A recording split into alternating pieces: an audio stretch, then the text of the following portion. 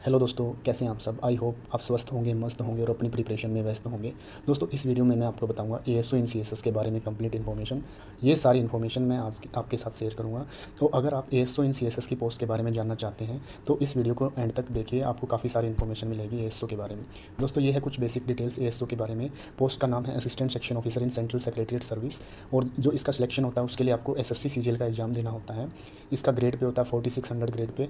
और जो ये पे मैट्रिक्स होती है पे कमीशन की, उसमें लेवल 7 की पोस्ट है। ये एक group B non gazetted post है और जो इसकी लोकेशन होती है वो न्यू दिल्ली में होती है। और दोस्तों, ऑफिस टाइमिंग जो होता है एएसओ की पोस्ट पे वो नॉर्मल 9 से 5:30 बजे तक होता है। तो चलिए सबसे पहले हम बात करते हैं एएसओ इन सीएसएस में सैलरी कितनी मिलती है। तो दोस्तों, जैसे मैंने आपको बताया ये 4600 ग्रेड पे की जॉब है। तो इसका बेसिक पे जो होता है वो होता है 44,900 रुपये। और जितने भी अलाउंसेज होते हैं वो बेसिक पे कैलकुलेट होते हैं। तो हाउस रेंटल अलाउंस यानी एचआरए आपको मिलता है 27%, क्योंकि दिल्ली एक एक्स सिटी है और एक्स सिटी में एचआरए की जो रेट है वो 27% है। तो 12,000 के आसपास आपको एचआरए मिलता है। लेकिन अगर आपको क्वार्टर अलॉट हो गया तो आपको एचआरए नहीं मिलेगा, एचआरए आपकी सैलरी में से डिडक्ट हो जाएगा। उसके बाद बात करते हैं डियरनेस अलाउंस, डीए की यानी महंगाई भत्ता, जिसकी रेट है 34%। हालांकि दोस्तों, हर जुलाई के बाद डियरनेस अलाउंस की रेट बढ़ जाती है और ये पूरे चांस है कि डियरनेस अलाउंस जुलाई से हो जाएगा 38%। लेकिन ये ऑफिशियली अभी अनाउंस नहीं हुआ है, तो अभी मैं पुराना ही ले रहा हूँ 34%। वैसे 1 जुलाई से डीए अनाउंस होता है और उसके बाद आपको एरियर दिया जाता है। तो करीब करीब 15,000 के आसपास आपको डीए मिलता है। जब ये 38% हो जाएगा तो ये 17,000 के आसपास हो जाएगा। उसके बाद दोस्तों मिलता है आपको ट्रैवलिंग अलाउंस 4,800 के आसपास। जो आपकी ग्रोस सैलरी बनती है वो बनती है 77,000 के आसपास। इसके अलावा दोस्तों एनपीएस एक अकाउंट होता है आपका, जो आपका एक पेंशन अकाउंट होता है, उसमें गवर्नमेंट कंट्रीब्यूट करती है 14% आपकी बेसिक प्लस डीए का। तो बेसिक प्लस डीए का ये 14% जो होता है ये डायरेक्ट आपके अकाउंट में क्रेडिट नहीं होता, ये आपके एनपीएस अकाउंट में जाता है, जो आपको रिटायरमेंट के बाद फंड मिलते हैं उसमें ये जाता है। तो करीब करीब 8,500 के आसपास ये आपका जाता है। उसके बाद दोस्तों कुछ डिडक्शंस होती हैं जो आपकी ग्रोस सैलरी में से, वो क्या होती हैं। सबसे पहले होती है सीजीएचएस, जो है 650 रुपीज़। सीजीएचएस क्या होता है, सेंट्रल गवर्नमेंट हेल्थ स्कीम।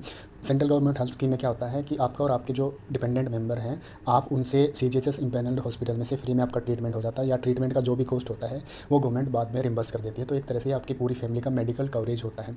उसके बाद दोस्तों एक ग्रुप इंश्योरेंस स्कीम होती है, उसमें आपके 60 रुपीज़ आते हैं अगर कोई मिस हैपनिंग हो जाए, या मान लीजिए आपके साथ, तो आपका कुछ सम इंश्योर्ड होता है जो आपकी फैमिली को मिलता है। उसके बाद एजुकेशन सेस होता है जिसमें आपके 80 रुपीज़ आते हैं दोस्तों। और एनपीएस में एम्प्लॉय का भी कंट्रीब्यूशन होता है 10% ऑफ बेसिक प्लस डीए, जो 6,000 के आसपास आपका जाता है। जो टोटल डिडक्शन होती है दोस्तों वो 6,800 के आसपास होती है। और जो नेट सैलरी बनती है डिडक्शन के बाद वो 70,000 के आसपास बनती है। लेकिन दोस्तों उसके बाद आपको इनकम टैक्स भी देना होता है। जिस भी स्लैब में आप आते हो और जैसे भी आप सेविंग करते हो उसके अकॉर्डिंग आपको इनकम टैक्स देना पड़ता है। तो मोटा मोटा अगर मैं बताऊँ तो 2 से 2,500 पर मंथ आपका इनकम टैक्स भी जाता है। तो जो इन हैंड सैलरी फ़िलहाल है वो 68,000 के आसपास है। लेकिन जब ये डीए लागू हो जाएगा 1 जुलाई से, तो इन हैंड सैलरी आपकी बन जाएगी 70,000 के आसपास। यानी आज अगर कोई एएसओ इन सीएसएस की पोस्ट पे ज्वाइन करता है तो उसको इन हैंड सैलरी मिलेगी 70,000 रुपये, उसके अकाउंट में सैलरी आएगी 70,000 रुपये, जो कि एक डिसेंट अमाउंट है दोस्तों। चलिए इसके साथ इस जॉब के कुछ बेनिफिट्स भी होते हैं, कुछ पर्क्स भी होते हैं, वो भी देख लेते हैं दोस्तों। सबसे पहला होता है leave and travel concession. LTC क्या होता है, आप आपके होम टाउन में या 4 साल में एक बार ऑल इंडिया जब ट्रिप पे जाते हो आपकी फैमिली के साथ, तो जो भी आपका ट्रैवलिंग का खर्चा होता है वो गवर्नमेंट बियर करती है, उसको एलटीसी बोलते हैं। उसके बाद 2 बच्चों तक ट्यूशन फीस भी मिलती है। अगर बच्चे किसी के 12वीं क्लास तक पढ़ते हैं तो उनको 27,000 रुपये पर चाइल्ड आपको ट्यूशन फीस मिलती है। उसके बाद आपको हाउस बिल्डिंग अलाउंस और कंप्यूटर एडवांस आप ले सकते हैं। हाउस बिल्डिंग एडवांस क्या होता है, जब आपको आपके घर की रिपेयर करवानी हो या कुछ भी करवाना हो तो आप गवर्नमेंट आपको कुछ एडवांस देती है, वो कम इंटरेस्ट रेट पे। आपको हर साल दिवाली बोनस भी मिलता है और हर 3 साल में ब्रीफ केस अलाउंस मिलता है सीएसएस में। ये हर जॉब में मिलता है दोस्तों। और ऑनरेरियम भी मिलता है, साल के अंत में अगर कोई अच्छा काम करता है तो उसको ऑनरेरियम भी दिया जाता है। कुछ मिनिस्ट्रीज़ के अपने स्पेशल बेनिफिट्स होते हैं, जैसे हेल्थ मिनिस्ट्री की अगर मैं बात करूँ तो आपकी और फैमिली डिपेंडेंट की जो भी ट्रीटमेंट होता है वो कैशलेस होता है। और मिनिस्ट्री में क्या होता है कि पहले आपको पे करना पड़ता है, उसके बाद गवर्नमेंट आपको रिम्बर्स करती है। लेकिन हेल्थ मिनिस्ट्री में कैशलेस ट्रीटमेंट होता है, आपको कोई भी पेमेंट नहीं करनी पड़ती। उसके बाद मिनिस्ट्री ऑफ डिफेंस में आपका कैंटीन कार्ड बनता है। ये ग्रोसरी वाला बनता है, लीकर वाला नहीं बनता, ये ध्यान रखना जो लीकर के शौकीन हैं तो ये मत सोचिए कि आपका लीकर वाला भी कार्ड बनेगा। दोस्तों एक टोल पे भी ये कार्ड चल जाता है, वैसे ऑफिशियली एग्जाम्पशन नहीं है। ऑफिशियली जो एग्जाम्पशन होती है वो ड्यूटी पे जो व्हीकल होते हैं उनको होती है। फिर भी आपका कार्ड वैसे ही चल जाता है अनऑफिशियली, आप इसको एज ए राइट क्लेम नहीं कर सकते। उसके बाद दोस्तों अगर आप प्राइम मिनिस्टर ऑफिस या कैबिनेट सेक्रेटरी में पोस्टेड हो जाते हैं तो क्वार्टर अलॉट आपको हो जाता है, कोटा होता है। यहाँ की जो स्टाफ होता है उसको क्वार्टर अलॉटमेंट का कोटा होता है। तो ये कुछ बेनिफिट्स हैं दोस्तों अलग अलग मिनिस्ट्री में काम करने के और सीएसएस में काम करने के। चलिए अब हम बात कर लेते हैं कि पोस्टिंग कैसे होती है सीएसएस की और कहाँ कहाँ होती है। तो सबसे पहले एसएससी जब फाइनल रिजल्ट डिक्लेयर करती है तो जो भी सिलेक्टेड कैंडिडेट होते हैं उनके डोजियर जाते हैं डीओपीटी के बाद। डीओपीटी होता है department of personnel and training. DOPT सभी कैंडिडेट से मांगेगा मिनिस्ट्री प्रेफरेंस। मिनिस्ट्री को डीओपीटी ने 2 ग्रुप में डिवाइड कर रखा, group A and group B ministry. तो हर ग्रुप से 10 प्रेफरेंस देनी पड़ती हैं और चॉइस और रैंक के अकॉर्डिंग मिनिस्ट्री अलॉट करती जाती है एएसओज को। और जितनी भी मिनिस्ट्री हैं उन सब में ऑलमोस्ट गवर्नमेंट ऑफ इंडिया में जितनी भी मिनिस्ट्री हैं उन सब में एएसओ की पोस्टिंग होती है। यूपीएससी में भी पोस्टिंग होती है, नीति आयोग में भी होती है और कुछ टाइम के बाद प्राइम मिनिस्टर ऑफिस में और कैबिनेट सेक्रेटरीट में भी एएसओ की पोस्टिंग हो सकती है। दोस्तों 7 साल एक मिनिस्ट्री में काम करने के बाद रोटेशन भी होता है, आपको दूसरी मिनिस्ट्री में ट्रांसफ़र कर दिया जाता है। अगर आप ग्रुप ए मिनिस्ट्री में काम करते हैं तो आपका ट्रांसफ़र जो होगा वो ग्रुप ए में होगा और ग्रुप बी में काम करें तो ग्रुप ए में होगा। सेम ग्रुप की मिनिस्ट्री में ट्रांसफ़र नहीं होता है। उसके बाद दोस्तों जितने भी ऑफिसेज़ हैं मिनिस्ट्रीज़ के वो लगभग पास हैं सेंट्रल सेक्रेटरीट मेट्रो और उद्योग भवन मेट्रो स्टेशन के पास में, जैसे north block, south block, Shastri भवन, निर्माण भवन, कृषि भवन का जितने भी ऑफिस हैं मोस्टली मेट्रो से वॉकिंग डिस्टेंस में हैं। दोस्तों सीएसएस के कुछ ऑफिस दिल्ली से बाहर भी हैं जहाँ पे एएसओ और सेक्शन ऑफिसर की पोस्टिंग होती है, जैसे डीओपीटी एसएससी के जितने हेडक्वार्टर्स हो गए, इन्फॉर्मेशन एंड ब्रॉडकास्टिंग का ऑफिस हो गया, एग्रीकल्चर के हो गए, कुछ रूरल मिनिस्ट्री के हैं और सीपीडब्ल्यूडी के कुछ ऑफिस हैं। लेकिन इन ऑफिस में जो वैकेंसी आती है वो बहुत ही कम आती है और यहाँ पे जो पोस्टिंग होती है वो एक्सट्रीम कंपेशनेट ग्राउंड पे होती है या कुछ केसेस में स्पाउस ग्राउंड पे भी हो जाती है। लेकिन इस चीज़ का ध्यान रखना है कि आपकी जो पोस्टिंग होती है यहाँ पे बहुत मुश्किल होती है क्योंकि यहाँ पे वैकेंसी काफ़ी कम आती है। चलिए बात कर लेते हैं जो इस जॉब का सबसे ब्यूटीफुल पार्ट जिसको कंसीडर किया जाता है वो है बेस्ट पार्ट कंसीडर किया जाता है वो है इसकी ट्रेनिंग। एएसओ इन सीएसएस की ट्रेनिंग कंडक्ट करवाता है institute of secretariat training and management ISTM. और इससे पहले मतलब 2018 बैच से पहले एएसओ की जो ट्रेनिंग होती थी वो हो जाती थी 2 से 3 महीने में कंप्लीट हो जाती थी। लेकिन अब डीओपीटी ने इसका जो मॉड्यूल है वो चेंज कर दिया है, न्यू ट्रेनिंग प्रोग्राम जो है वो स्टार्ट किया है जो होगा 108 वीक्स का, लगभग 2 साल तक आप अंडर ट्रेनिंग रहेंगे जब तक आपका प्रोबेशन चलेगा। इन 108 वीक्स में आपको क्या क्या करना है, सबसे पहले प्री फाउंडेशन ट्रेनिंग होती है 4 वीक्स की, उसके बाद आईएसटीएम फेज 1 होता है 12 वीक्स का। तो प्री फाउंडेशन जो मॉड्यूल होता है वो मेनली ऑनलाइन मॉड्यूल होता है, आपको कुछ रीडिंग मटेरियल या वीडियोस दिए जाते हैं जहाँ से आपको बेसिक ओवरव्यू हो जाता है कि एएसओ की जॉब के फंक्शंस वगैरह क्या हैं। जो फेज 1 होता है उसमें आपको रूल्स और रेगुलेशन के बारे में पढ़ाया जाता है, जो गवर्नमेंट ऑफ इंडिया और जो गवर्नमेंट जॉब के रूल्स एंड रेगुलेशन उसके बारे में आपको बताया जाता है। उसके बाद आपकी ऑन जॉब ट्रेनिंग चलती है, आपको ऑफिस में भी जाना है और आपको एक दिन ट्रेनिंग भी करनी है। इसमें आपको डिफरेंट ऑर्गेनाइजेशन में जो भी अवेयरनेस है, कितने मॉड्यूल पे काम करना होता है, कितने सेक्शंस होते हैं, कैसे कैसे काम होता है, ये सारी चीज़ें बताई जाती हैं। आईटी टूल्स पे भी काम किया जाता है और एक आपको स्पेशलाइजेशन पे भी काम करना होता है, जैसे किसी को आरटीआई, किसी को पार्लियामेंट, किसी को कैश, किसी को परचेज मैनेजमेंट, स्पेशलाइजेशन पे भी ट्रेनिंग दी जाती है। उसके बाद फेज़ 2 स्टार्ट होता है 4 वीक्स का। दोस्तों फेज़ 2 फिर से आपको आईएसटीएम में जाना है और वहाँ पे आपकी बुक रिव्यू प्रेजेंटेशन होती है, भारत भ्रमण होता है, एनजीओ अटैचमेंट होता है। उसके बाद स्टार्ट होती है ऑन जॉब ट्रेनिंग 2, ये भी सिमिलर है ऑन जॉब ट्रेनिंग 1 के। इसमें आपकी डोमेन कॉम्पिटेंसी पे काम किया जाता है, आपको एक पार्टिकुलर डोमेन पे काम एक्सपर्ट बनाया जाता है और यहाँ पे आपके एडवांस आईटी जो है टूल्स पे भी आपको ट्रेनिंग दी जाती है। और हर मॉड्यूल के बाद असेसमेंट आपका किया जाता है और असेसमेंट में आपको जो है पास होना ज़रूरी है क्योंकि इसी मार्क्स इनके बेस पर आपकी सीनियरिटी बनती है। उसके बाद जो ट्रेनिंग का बेस्ट पार्ट होता है दोस्तों भारत दर्शन होता है, विलेज अटैचमेंट और एनजीओ अटैचमेंट होता है। आपको किन्हीं भी 2 स्टेट में ले जाया जाएगा, वहाँ किसी विलेज में जाके आपको ग्राउंड लेवल पर दिखाया जाएगा कि जो गवर्नमेंट ऑफ इंडिया की स्कीम्स है वो कैसे इंप्लीमेंट होती हैं, किसी एनजीओ के साथ आपको अटैच किया जाएगा और टूरिस्ट प्लेसेस पे भी आपको ले जाया जाता है। तो ये एक बहुत बेहतरीन एक्सपीरियंस होता है और जो सीएसएस की ट्रेनिंग है वो बेस्ट ट्रेनिंग है और एसएससी की पोस्ट से कंपेयर किया जाए तो।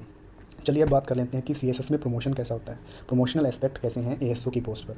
तो दोस्तों जो फर्स्ट प्रमोशन होता है एएसओ का वो होता है सेक्शन ऑफिसर की पोस्ट पे जो है 4800 ग्रेड पे की।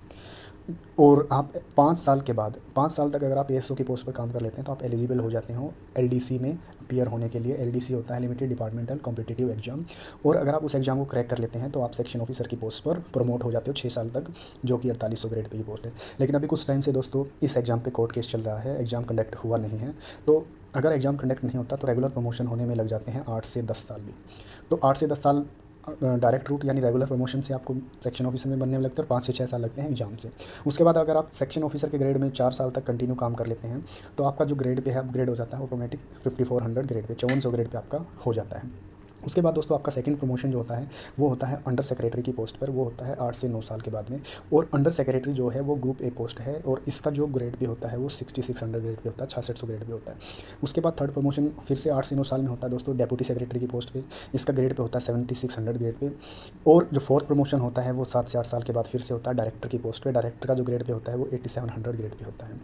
और जो लास्ट प्रमोशन होता है दोस्तों वो जॉइंट सेक्रेटरी की पोस्ट पे होता है, लेकिन यहाँ तक जो एएसओ ज्वाइन करते हैं वो नहीं पहुँच पाते हैं, मैक्सिमम जो एएसओ हैं वो डायरेक्टर की पोस्ट पे जाके रिटायर हो जाते हैं। दोस्तों अभी का जो सिनेरियो चल रहा है वो चल रहा है कि स्टैग्नेशन आया हुआ है प्रमोशंस में, क्योंकि कोर्ट केसेस चल रहे हैं, एग्ज़ाम के ऊपर एग्ज़ाम कंडक्ट नहीं हो रहे हैं। और कुछ बैचेज़ जो हैं 13 और 14 जो बैच है वो उनके बैच साइज़ भी लार्ज हैं। दोस्तों सीएसएस में क्या होता है कि एक पिरामिड टाइप में आपके प्रमोशन होते हैं, जो वैकेंसीज़ होती हैं वो पिरामिड की शेप में होती है। नीचे वैकेंसी ज़्यादा होगी, फिर ऊपर जैसे जैसे आपकी पोस्ट बढ़ती जाती है वैकेंसीज़ कम होती जाती हैं। तो इसी वजह से स्टैग्नेशन इसलिए आया हुआ है, क्योंकि बैच अगर बड़े हैं तो आगे चल के वैकेंसी कम होगी और जो प्रमोशन के लिए एलिजिबल कैंडिडेट्स हैं वो ज़्यादा होंगे। तो अगर कोई सही सही एज में यानी 24 से 25 की एज में ज्वाइन करता है और सारी चीज़ें स्मूथ चलती हैं, कोई भी कोर्ट केस ना हो या कुछ भी ना हो, तो पूरे पूरे चांसेज हैं कि वो रिटायरमेंट के टाइम डायरेक्टर की पोस्ट तक जा सकता है। लेकिन अभी जो स्टैग्नेशन चल रहा है या कोर्ट केसेस चल रहे हैं, तो आप अगर इस पोस्ट पे ज्वाइन करना करना चाह रहे हैं तो आप इस चीज़ को ध्यान रखना है कि आपको डेप्यूटी सेक्रेटरी की पोस्ट से भी संतोष करना पड़ सकता है जब आप रिटायर हों, यानी आपके बस 3 ही प्रमोशन हो।